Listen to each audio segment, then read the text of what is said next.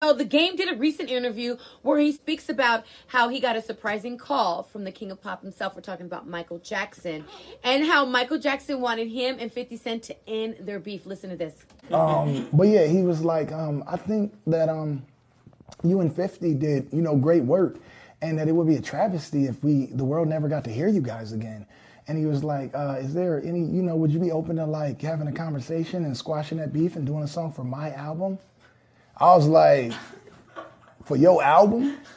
And he was like, yeah, I want you and 50 on my album. And so we talked about it. And at that time, I was so like in it with 50. I actually hated 50 and wanted to kill him at that time. And you probably, had that same mutual feelings for me. But that's where Mike lost me. Imagine had he put that aside and he could have been on Michael's album. That'd have been crazy. You see that? Now this is like the boy who cried wolf. Now when you first look at that, you like, get the fuck out of here. Ain't no way Mike Jackson called Game out of all people and was like, yo, you guys need to squash the beef. I want to do a song together. Get the fuck out of here. Now this is why I call it the boy called Roof, because as crazy and far-fetched as the shit sounds, there's actually some true elements to this shit, because I know for a fact Mike and 50 met at the airport and they were supposed to do a song together, but it never happened. DJ Who Kid verified that, and Chris Tucker verified that Michael was a big fan of the In the Club song.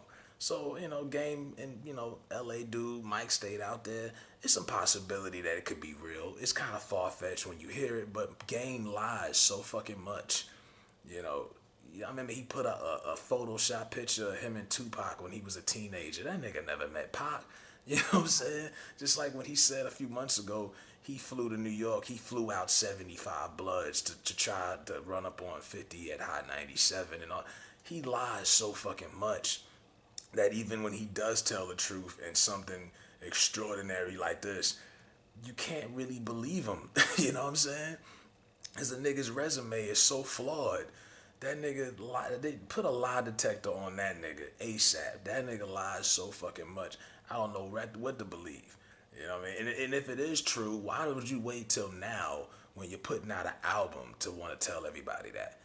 You didn't never say none of this. All these years, you ain't never mentioned Michael Jackson's name. Now all of a sudden, Michael Jackson called me up and he wanted to squash the beef with me and 50. And I wasn't feeling it at the time. Get the fuck out of here, man. JC on, cut it out, nigga. This is nothing but album promotion talk. Nothing more, nothing less.